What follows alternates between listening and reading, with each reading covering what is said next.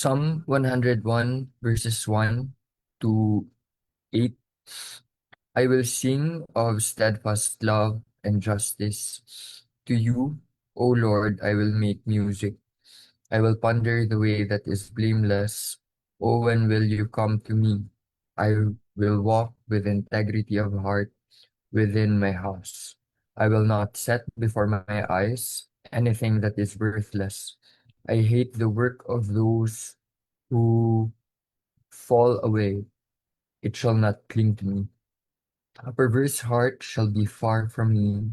I will know nothing of evil. Whoever slanders his neighbor secretly, I will destroy. Whoever has a haughty look and an arrogant heart, I will not endure. I will look with favor on the faithful in the land, that they may dwell with me. He who walks in the way that is blameless shall minister to me. No one who practices deceit shall dwell in my house. No one who utters lies shall continue before my eyes. Morning by morning, I will destroy all the wicked in the land, cutting off all the evildoers from the city of the Lord. Pagpalain ng Panginoon ang kanyang mga salita na ating binasa. Ang pamagat ng ating pag-aaral sa araw na ito ay A Life of Integrity. Ang ating layunin ay upang tulungan tayo na maunawaan and to be encouraged to pursue personal holiness and faithful leadership in private and public life. Ang layunin ng ating pag-aaral ay magkaroon tayo ng mas malalim na pagtingin na ang ating katapatan sa ating Panginoon ay hindi lamang sa panahon na merong nakakita sa atin, kundi kahit na sa panahon na tayo ay nag-iisa o iilan lamang ang ating kasama. Ang ating kabanalan, iyan yung sumisimbolo sa ating pagiging Kristiyano. At kapag tinukoy natin yung kabanalan, isa sa mga katangian ng kabanalan sa ating buhay ay tayo ay nakahiwalay para sa ating Panginoon. Tulad ng sinabi ni Pablo kay Timoteo na tayo bilang mga Kristiyano, tulad tayo ng mga kagamitan na hinihiwalay para sa mga mahalagang um, okasyon. Tayo ba ay ginagamit para sa kabanalan ng ating Panginoon, sa katuwiran, sa mga mabubuting gawa? Iyan ang dapat nating suriin sa ating mga buhay, sa ating pagtingin sa kabanalan. So unang bagay sa ating pagtalakay sa buhay ng integridad o buhay na katiwa-tiwala, ikaw man ay nakikita o hindi, sa talatang 1 at talatang 2, si Haring David ay kanyang itinakda ang kanyang sarili for he has committed his life to a life of righteousness. Kanyang ninais na ang kanyang buhay ay italaga para sa katuwiran. Makikita natin yan sa talatang 1 at 2, kung saan kanyang sinabi, ang kanyang aawitin ay ang pag-ibig ng ating Panginoon. Yung steadfast love o hindi nagmamaliw na pag-ibig, tinutukoy din dito yung pag-ibig ng Panginoon na kanyang itinakda para sa bayan ng Israel. At sa pagdating ng bagong tipan, ang tinutukoy naman dito ay yung pag-ibig ng Panginoon para sa kanyang mga hinirang. At tinukoy rin ni Haring David sa talatang 1 yung justice o yung katarungan ng ating Panginoon. Na walang anumang bagay na mangyayari sa mundong ito na hindi itinakda ng Panginoon Kung iyan ay mabuti, iyan ay tinakda niya para sa iyan ay kanyang pagkakalooban ng gantimpala. Kung iyan ay masama, iyan ay kanyang paparusahan. Kanyang kinilala ang kabutihan ng ating Panginoon, kanyang kinilala ang katarungan ng ating Panginoon. Sa talatang 2, ang kanyang ang ninanais niya na tumakbo sa kanyang isipan ay yung pamamaraan na walang dungis. Kung kayo ay nasa social media, posible na napanood na ninyo yung isang content creator na ang kanyang ginagawa, though I believe he's making it uh, a joke out of it. Ngunit, ang kanyang pinapayo sa mga tao ay yung maging masama. Gumawa na lang daw ng masama dahil um, kapag ikaw ay mabuti, ikaw yung parating inaabuso, ikaw yung inaapi. At hindi naman rin daw nagiging mayaman yung mga mabubuti. Kaya gumawa na lang daw ng masama. Though every time after ng kanyang video, pinapakita naman niya na it's a joke. Kasi syempre, pwede naman siyang um, mapag-isipan na siya ay influencing people to do bad or to do illegal. Ngunit, makikita natin, that's how people think in this life or in this world. Na makikita natin ang mabubuti parating sila yung napapahamak o napupunta sa masama o sila yung nagigipit. At makikita natin yan kung ikaw ay nagpapakatapat, parati kang may ipit. Parati kang merong dadalhing kabigatan. Ngunit, nakita rin natin ang ating Panginoon, siya ang ating tagapagpala. Ang ating Panginoon, siya ang nagkakaloob sa atin ng biyaya. Na bagamat sa mundong ito, sa pasimula o pansamantala, tayo ay magdurusa tulad ng iniisip ni Haring David na gusto niyang mamuhay ng isang buhay na walang dungis. Kapag nagsimula kang mamuhay ng walang dungis, ang mundong ito, na galit sa katuwiran, ang magpapahirap rin sa atin. Tulad ng sinabi ng ating Panginoon, sa mundong ito, daranasin talaga natin ang mga pagdurusa. Ngunit, tulad ng pagdurusa ng ating Panginoon, meron tayong katagumpayan dahil ang ating Diyos ay nagtatakda ng mabuti para sa atin. Tulad ng ipinangako niya mula sa lumang tipan hanggang sa bagong tipan, ang mabuti ay kanyang pinagpapala at ang masama ay kanyang pinaparusahan, kanyang hinihiwalay para sa kapahamakan. Sa aklat ng Maika, Kabanatang 6, talatang 8, makikita natin na um, ito yung tatlong bagay na ninanais ng ating Panginoon para sa ating mga buhay. Ano ang mga ito? Ang tayo ay gumawa ng katarungan, magkaroon ng mabuting pag-ibig, at tayo ay lumakad ng may kababaang loob sa ating Panginoon. Ang tatlong katangiang ito ay refleksyon ng mga katangian na idinulot ng Panginoon para sa atin. Nang tayo ay nilikha ng Panginoon, tayo ay may mga katangian na kanyang itinalaga, ngunit dahil sa kasalanan, lahat ng ito ay nagbago. Lahat ng ito ay nadumisan. Sa talatang 8, ating makikita na sa ating pagnanais na maging tapat sa ating Panginoon, ang tatlong katangiang ito ay magiging refleksyon na tayo ay tunay na sumusunod sa ating Panginoon. Iniibig ba natin ang katarungan? Tayo ba ay um, mabuti? Tayo ba ay nagnanais na mamuhay ng may kabutihan? Ang kabutihan, hindi lamang ito yung bagay na nakikita, kundi sa atin bang mga puso, iniibig ba talaga natin ang kabutihan para sa ating kapwa? At sa harapan ba ng ating Panginoon ay lumalakad tayo ng may kababaang loob.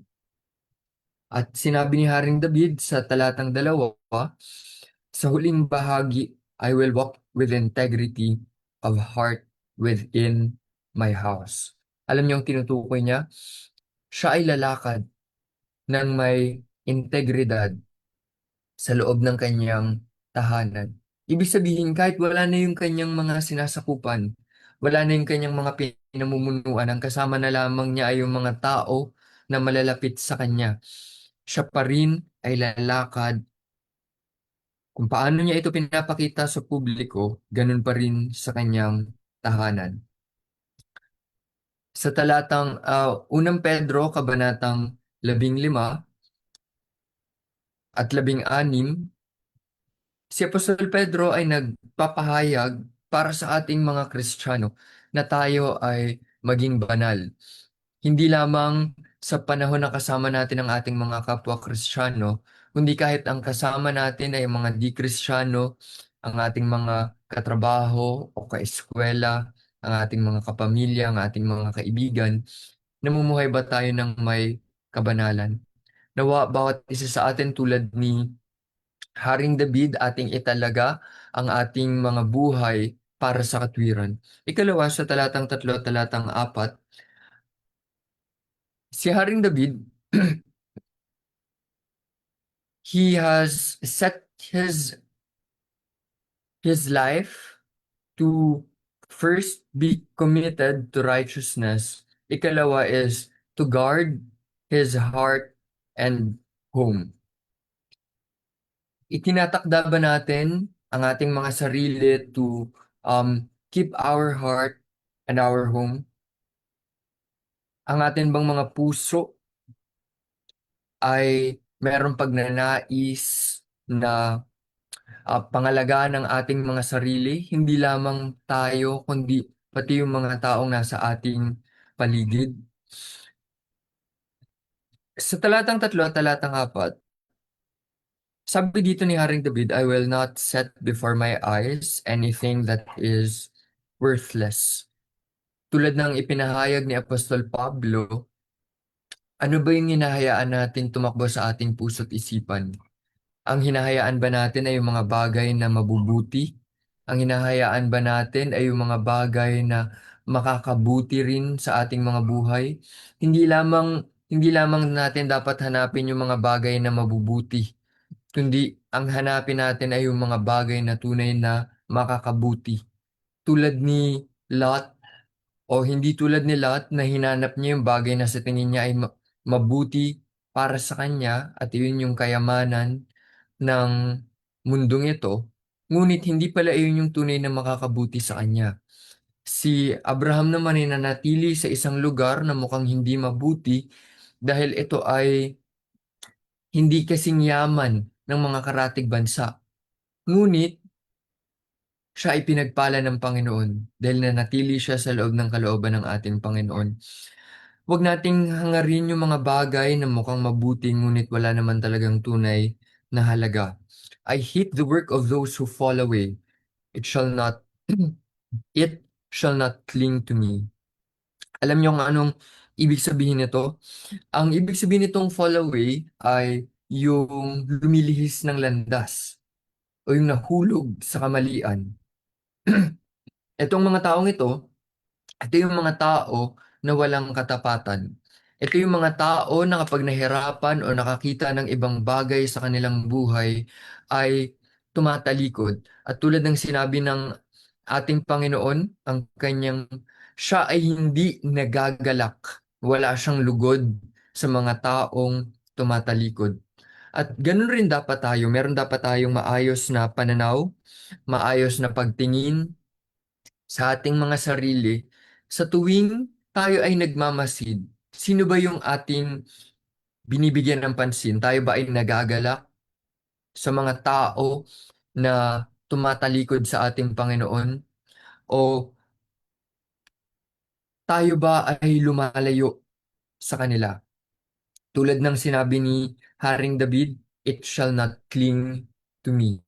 Hindi ito mananatili sa akin, hindi ito kakapit sa akin, hindi nito panghahawakan ng aking buhay. Kaya maganda na magkaroon tayo ng tamang pananaw. Kung titignan natin ito sa talatang 3, it's about ano yung pinagmamasdan natin at ano yung malapit sa ating mga buhay. Tayo ba ay nagmamasid sa mga baon? Nakatingin ba tayo sa mga bagay na walang halaga? Tayo ba ay nagagalit doon sa mga tao na tumatalikod? Kaya nga sabi niya sa huling bahagi, it shall not cling to me.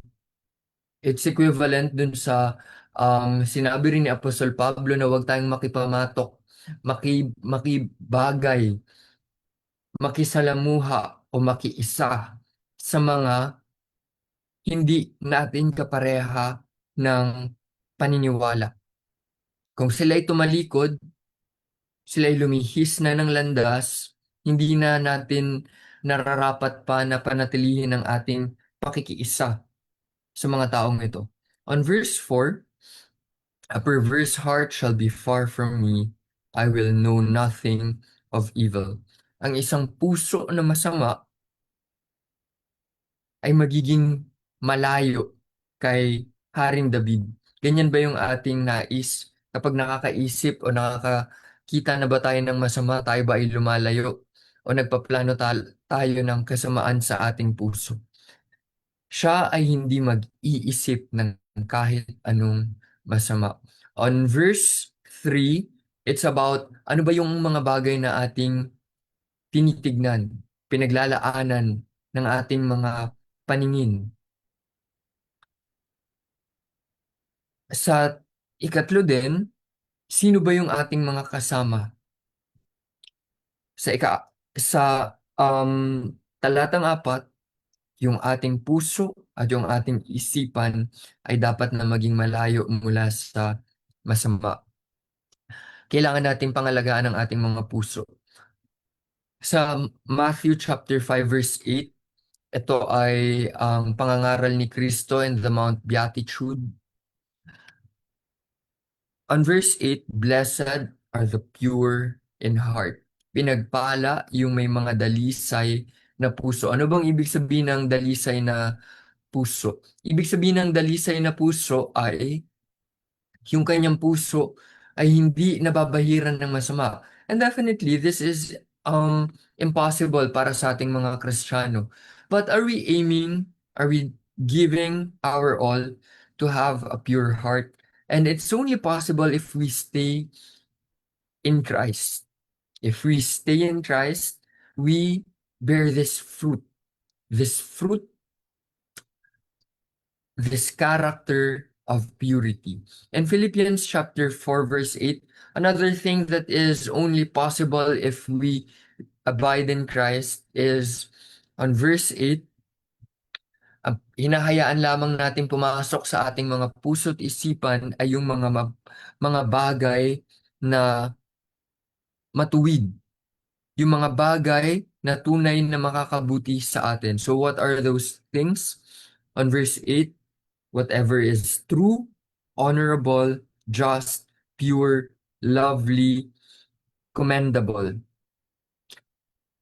and anything that is excellent and worthy of praise. Ito lamang yung mga bagay na dapat nating pag-isipan.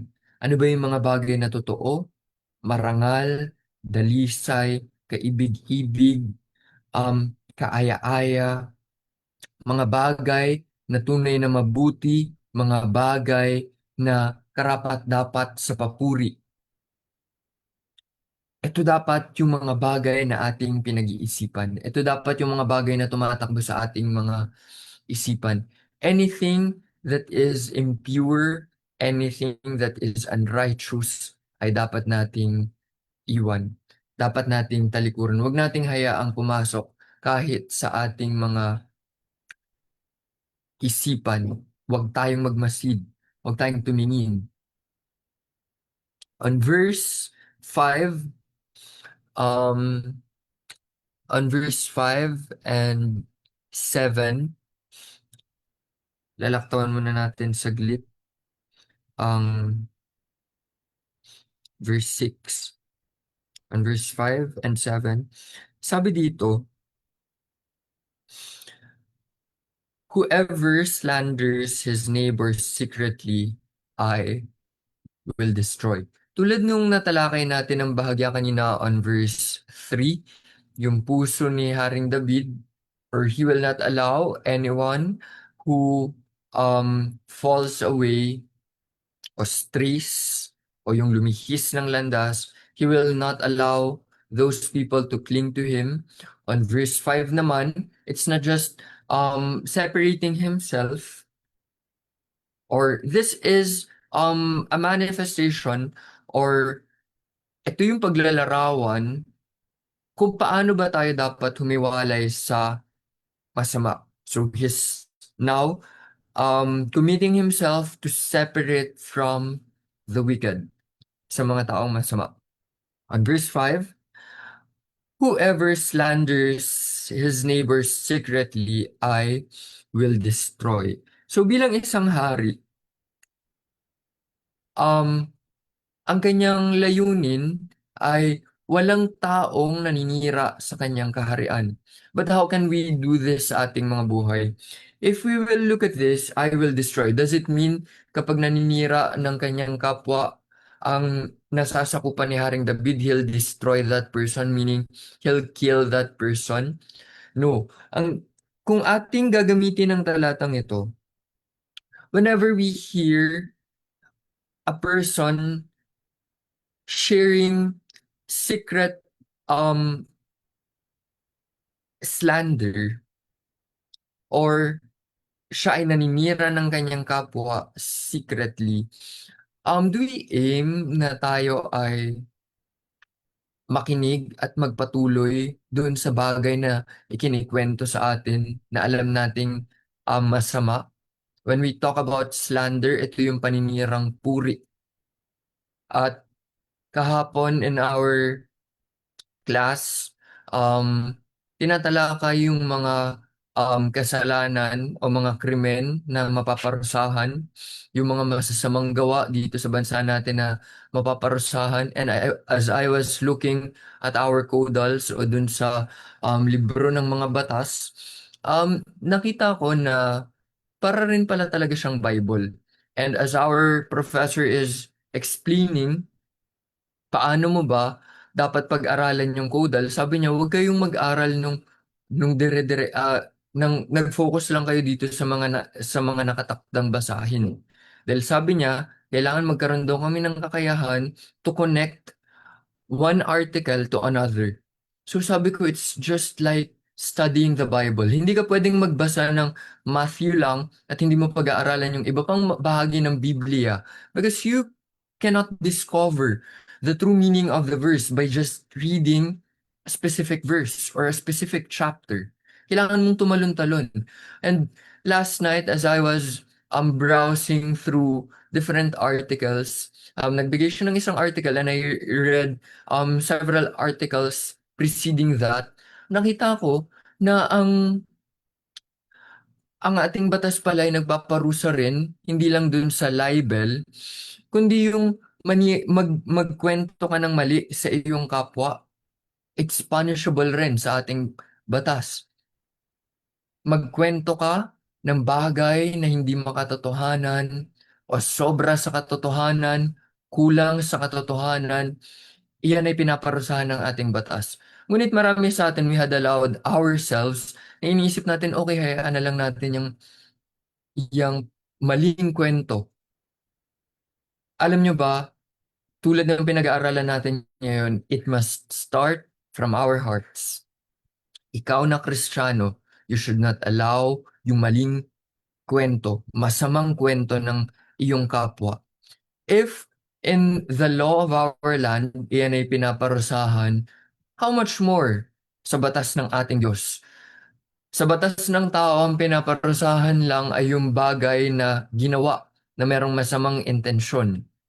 Ngunit sa Biblia, sa ating Panginoon, ang pinaparusahan hindi lamang yung bagay na ginawa, kundi kahit yung bagay na tumatakbo sa ating puso't isipan.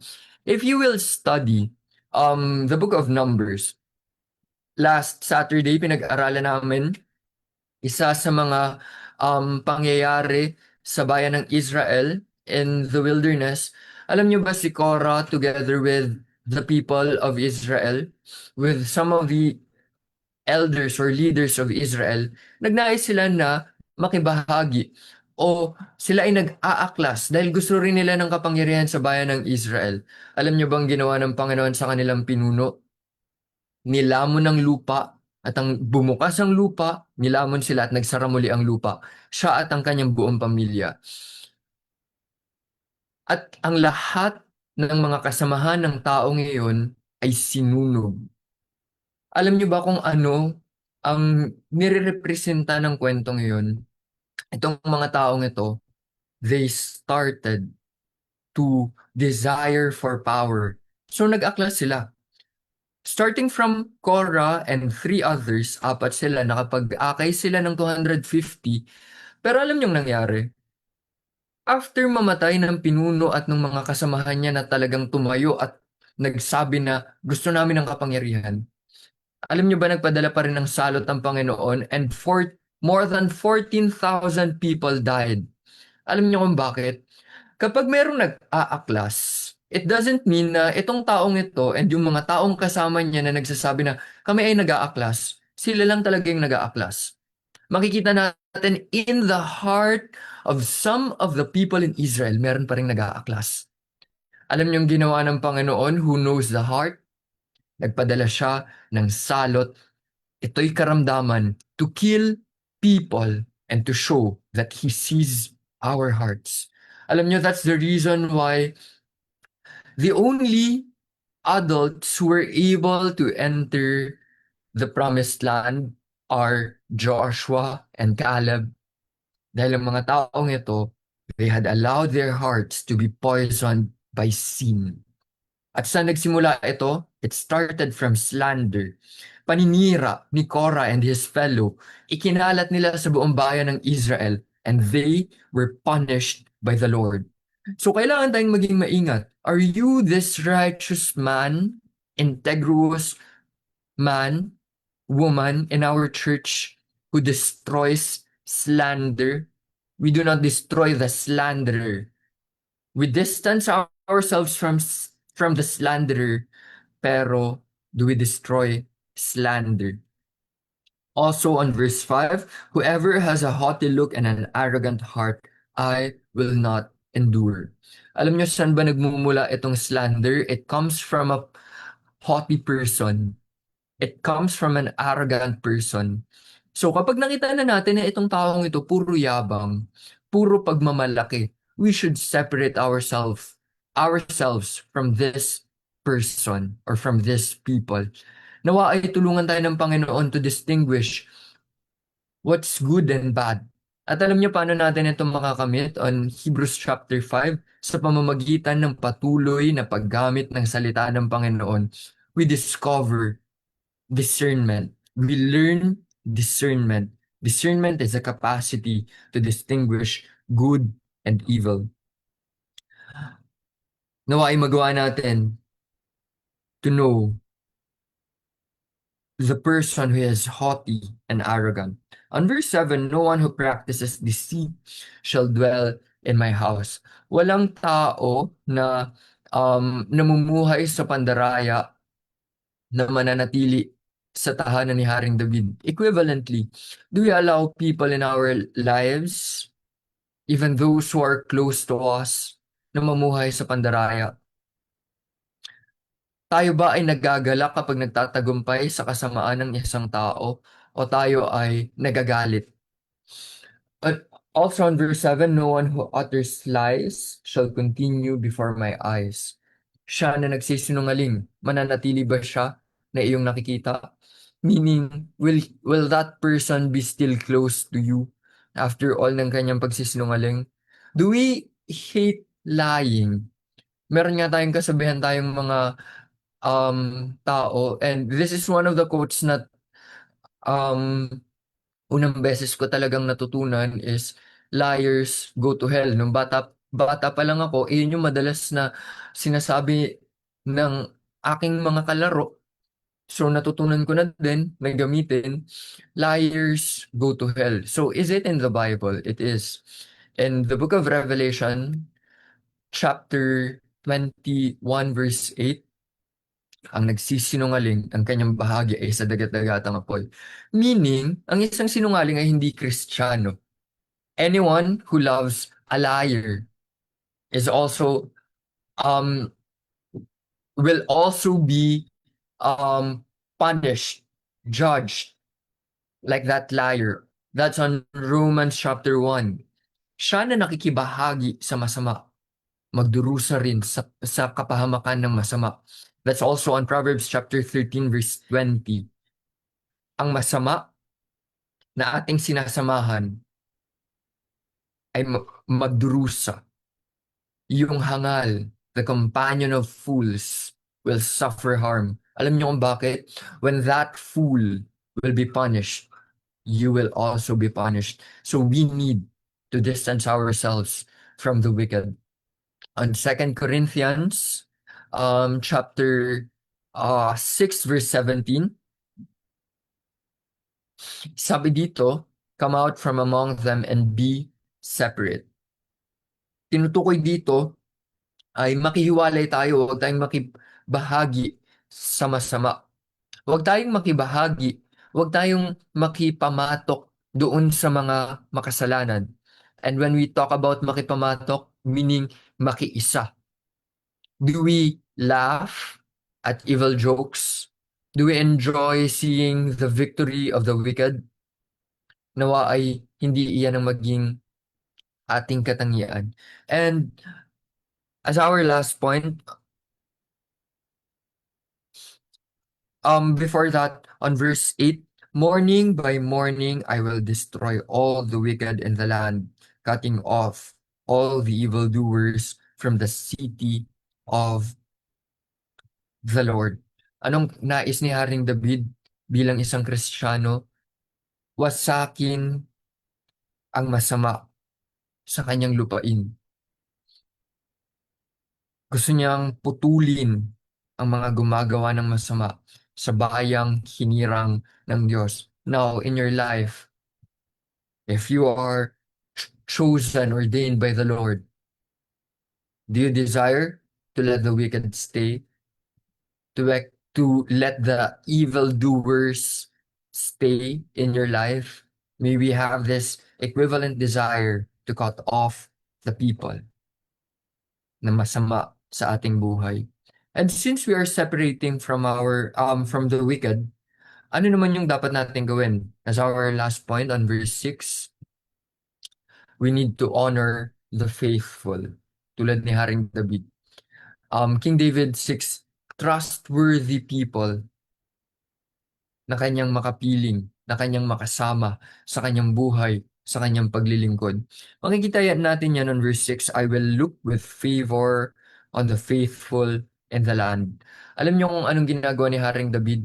Kung kanyang pinuputol, nilalayuan, hinahadlangan ang masama sa kanyang buhay, kanya namang binibigyan ng pabor ang mga tapat. That they may dwell with me. Alam nyo, when we give favor to the people, it it creates a connection.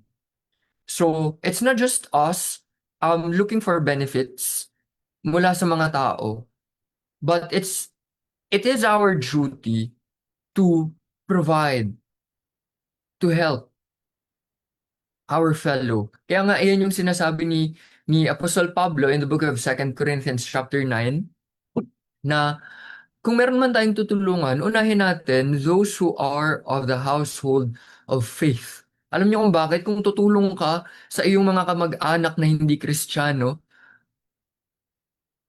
na hindi naman nagtitiwala sa Panginoon, mas mabuti na unahin mong tulungan yung mga kapatid mo sa Panginoon na namumuhay ng matuwid. Why? Because you will also be blessed if you bless the blessed, the righteous, the faithful. And it creates a connection. It builds relationship. Kaya sabi dito that they may dwell with me. Whenever we do good to others, this creates um a desire for them to be closer. Kasi tayong mga tao, we are drawn to those who are good. Both those who look good, those who feels good. At makikita natin na bilang mga Kristiyano, it is our duty to look for those faithful people, to give them favor, so that we can live a life with the righteous, with the faithful. Tulad ng sinabi rin ni Apostle Pablo to Timothy on 2 Timothy 2:22, sa paglayo natin sa masama, we need to live our lives with those who are faithful, with those who hope and love God, who hope in God and love God. He walks in the way that is blameless. He who walks in the way that is blameless shall minister to me. Ang kanyang pinipili na maging kanyang mga lingkod na makasama niya araw-araw ay yung mga taong lumalakad ng walang dungis, walang bahid. Do we aim for that? Or malapit pa rin tayo sa mga mandaraya? Malapit pa rin tayo sa mga sinungaling, mga naninira ng kanilang kapwa? On 2 Timothy 2:2, um, si si Apostle Pablo is teaching Timothy kung sino yung kanyang dapat na mga pagkatiwalaan ng mga tungkulin sa loob ng iglesia. But if we'll look at this on a broader perspective, sabi dito, entrust to faithful men. Tayo ba ay namimili ng mga taong katiwa-tiwala? Tayo ba ay namimili ng mga tao na walang dungis na pinagkakalooban natin ang ating um, pagtitiwala? Nawa ay tulungan tayo ng ating Panginoon. Just like our previous point, magkaroon tayo ng discernment to be able to know who is faithful and who is not, who is trustworthy and who is not. On Proverbs chapter 20 verse 6, alam nyo ba, sabi dito ni Haring Solomon, a faithful man who can find. Meron ka pa bang makikitang tapat na tao? Alam niyo ba, it is really hard to look, to find that faithful man. And since it's difficult, it is so rare to find a faithful man. What if simulan natin sa ating mga sarili? May it be our goal, our aim, that we will be this faithful man. Kung wala tayong makita sa ating paligid, why not start to be that faithful man? And as we close, may we have a life of integrity. Pagmasdan natin yung ating mga personal na mga katangian, yung ating mga kasanayan. Meron bang mga bagay na nagdadala sa atin sa kasalanan? Mamili tayo ng mga kasama na may takot sa ating Diyos. Manatili tayong tapat sa kabanalan. Iyan man ay sa ating pamumuno o sa pang-araw-araw na buhay. Definitely, if you're not yet a leader, someday you'll be a leader. If you're not a leader in your school or in your work or in your family, someday the Lord will entrust you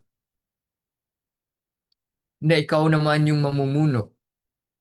Whether in your group of friends, in a family that you will build, kailangan tayong manatili, magnais na mamuhay sa kabanalan.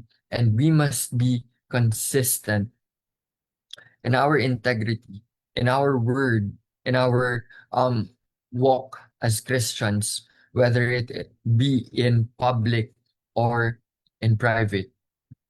Tayo ay magtapos at tayo ay lumapit sa ating Panginoon sa pamamagitan ng panalangin. Ama naming nasa langit, maraming salamat sa oras pong ito na amin pong nakita na si Haring David, ang kanyang layunin ay mamuhay ng may integridad.